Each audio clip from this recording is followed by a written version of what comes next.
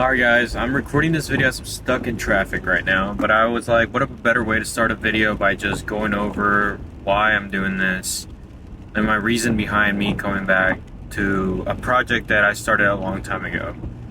I think that we often find ourselves lost in purpose because, we just want to be the best we can be and accomplish our dreams, and sometimes we find ourselves in a window that I've noticed in older adults that unfortunately you have to put that dream away to take care of someone or other people. And I do value those people. I value those people a lot just because having not even just the slim chance of you accomplishing a dream, but putting that aside for a family, that truly shows you the man or the woman that you are. And I think that that's crazy. I think that's insane in a good way.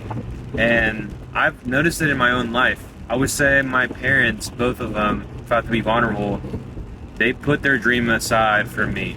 And I just want to have a deep question. You don't have to respond if you don't want to, but I honestly, if you feel like it, just respond below. But what would be that question? What would you do if you met your parents before you were born? Like, what if you were a nonchalant stranger, and you met your parents knowing that those were going to be your parents? What would you do with them? And like, what would you do? What would you where would you take them? Me personally, I'll start with my dad. If I met my dad before I was born, I would take him out to eat. My dad has a favorite spot in Peru back home, and he would take us called, I think it's called Topito or something like that. It's something like that. I can't remember the full name, but I will take him there, and I will get a plate of this Peruvian plate called salchipapas, which is just like French fries and like hot dogs, and you put all the creams in there, like mayo, ketchup. And I know a lot of people don't like mayo. Trust me, it works. And then like ají amarillo, it'll be super good. But I would take him there, and I would just ask him about his dreams.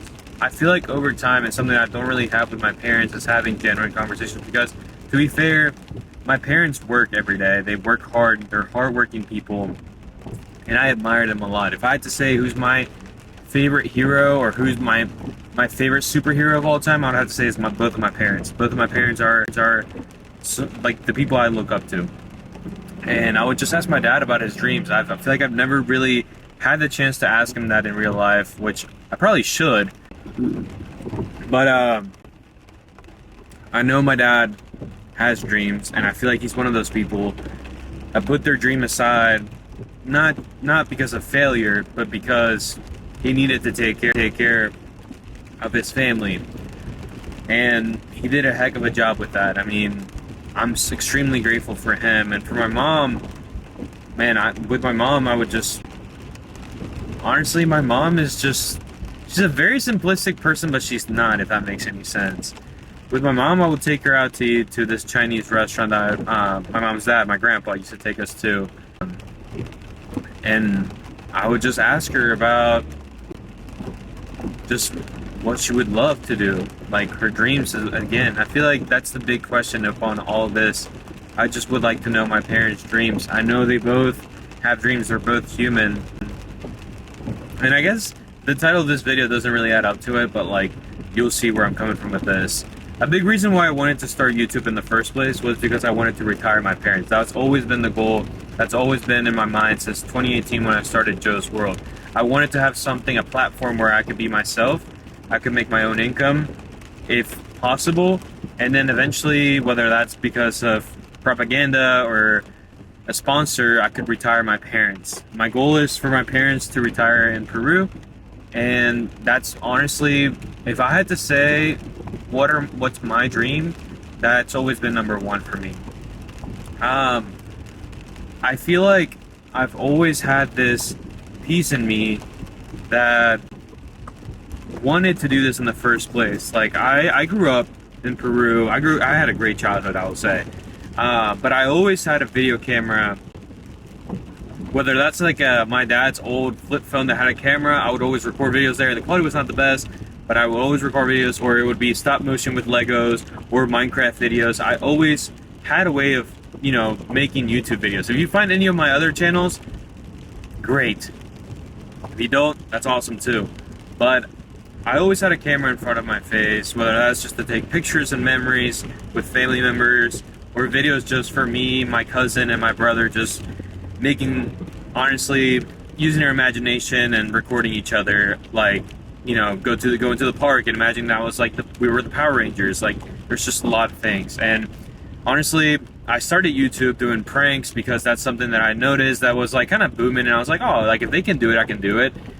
Little like later, I found out that that was not really me, and that's when 2020 hit and it was COVID, and I met one of like the most genuine people. It's Balin Levine, and my brother and I, and my brother's friend, my friend Seth, went to Indiana, and we went to Indiana, met Balin, and it was super cool to meet him. But honestly, I find myself trying to be someone that I was not. I don't think pranking people is. I think that everybody is made with like a certain type of like purpose, and my purpose was never to prank people. I think those videos were funny and those videos were great, but when I look back to them, I'm like, that's not really me. And the same thing with TikTok, you know, making videos, but I'm not going to talk about what kind of videos I made. But making those types of videos with the transition stuff was just not it. Dancing, I understand, but that was not really my personality. But I based my personality off someone or other influencers that would do it, and I was like, man, this is sick. Like, if I can get attention like that, it's going to be great. And I feel like something that I've struggled with my whole life has been like just wanting to like have people like just get attention from people. I did get a lot of attention when I was younger, but I feel like that's something that I wanted to do in my early stages of social media. And then I found the intentionality behind it, and I was like, man, this is something that I really want to do, to share my life with people that I know and I love, and people that I don't know but I want to love. And that's why I started Joe's World again in 2022, because I was like, that I can make a community of the gym and I could express how I feel. And then I uploaded one video, and then I had like 5 videos legit just loaded from my trip to LA to like a bunch of other videos I had filmed, like vlogs. And then that, I don't know what happened, my friend Justice had the SD and the hard drive, and all that stuff got deleted. And then I was like, man, I ran out of content. I was like, okay, I'll wait till I can film a video. And I was waiting for the right time, right place type of situation, and it never worked out for me. But now I'm here, and I'm here to stay, and I want to be, you know, I want to make this not just a hobby, but eventually I want to make a good income out of it, because I'm being myself.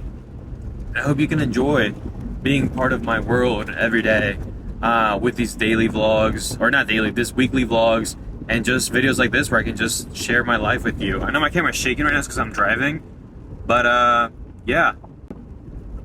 Thank you for watching. I hope to see you soon, Sunday, for a new Joe's World video. And yeah, let's see how far we can go.